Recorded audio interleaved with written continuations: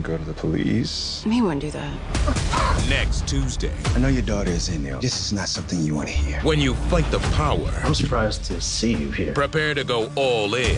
Where is their daughter? If we find her, we'll have another witness. Because once the battle begins, You can't kill him. They got us on the ropes. it's all out war.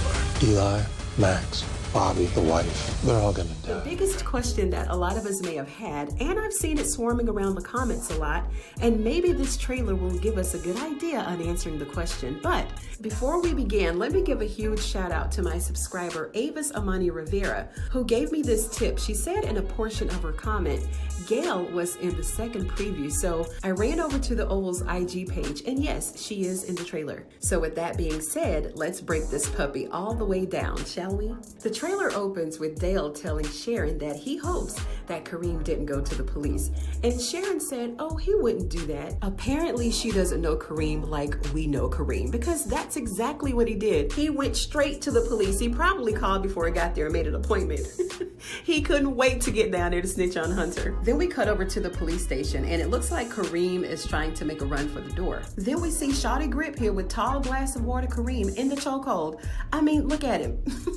How far did Kareem have to lean back for Grip to grab him like this? Like, Kareem is a giant over him. I just don't see how this is even happening. I can't wait to see the scene next week, just to see how he's gonna hold Kareem down like that. Then we cut to Sam on the raccoon camp, where we see Manny and Daikon. And I was about to say Oliver, but Oliver skedaddled out of there about 2 weeks ago, and I wonder if Andrew caught up with him in the Bronco. We hear Sam in the voiceover saying, I know your daughter is in there, and because it's a voiceover, I'm not sure if Sam is actually there or sent someone from his team. But he told Barry that he knows that his daughter is there, and this is something that he may not want to hear. And of course, Richard is standing here with them. Now, there are a couple of things that could have happened to little Callie. One is she could have already gone to see the raccoon, because we know that the highest was a little baddie on the season finale episode. We don't know if he moved forward with giving everyone the poison applesauce, even after Ruth replaced the cyanide with sugar. The highest is so nutty, he probably got a message and a vision from the Rakumas and tipped him off, and then he may have made them replace it. Now, he's already told Elder Mother to get the poison ready, so maybe they made the children go first, and then season 3 will be filled with just adults only, which is what it should be, because there's so much adult activity that goes on that compound. Or little Callie may be getting ready to get on that bus to go to Mexico to be muled. And even though Yancey has been knocked off by Tally, he may just get Manny to drive as his replacement. So whatever the news is, it's not something that a father would want to hear. So I don't know, but we need to give Sam his flowers for finally following up and following through with locating little Callie. In the next frame, we see hard-headed Alan coming through the clearance buzzer with the gun that Alonzo clearly told him not to bring to work. He somehow got it up into his office, and I wonder who he plans to use this on. Did he ask Alonzo for the gun for protection or to straight threaten somebody? We see him rambling in somebody's office, maybe Donald's office, and he's scared. Alan just needs to nut up and run through all the hallways in the White House, start shooting anything moving, because, you know, he'll be well within his right, because they've drove this kid crazy. But he's ready now. He's ready.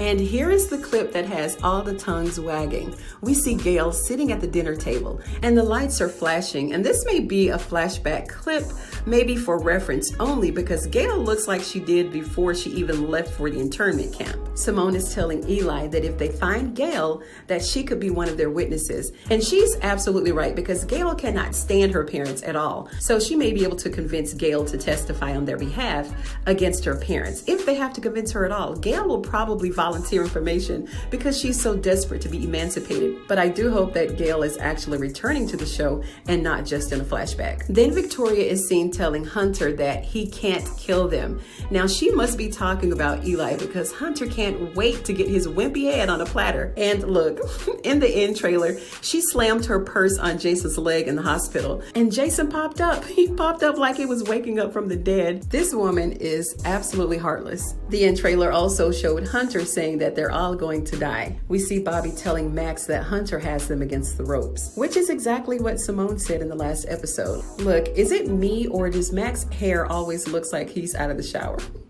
And he forgot to brush his hair or something. Every scene, every week, his hair looks a little damp. Then we see Nancy and Richard in the bed, and Nancy is raised up like she heard somebody downstairs in the kitchen moving all them pots and pans around.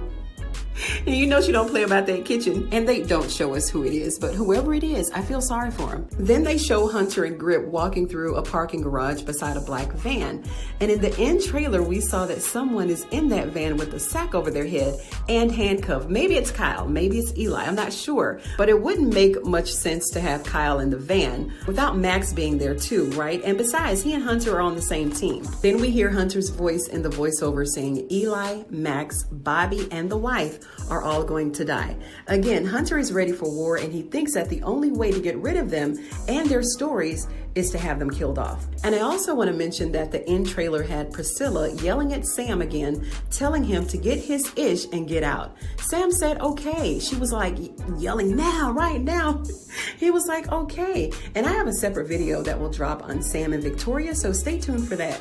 If you enjoyed this trailer breakdown, give it a thumbs up and share this video. I'd really appreciate it. And if you're an Oval fan, go ahead and sub to this channel because I do trailer breakdowns like this all the time. Thank you so much for joining me on this episode of Ruthless TV, and I'll see you on the next one.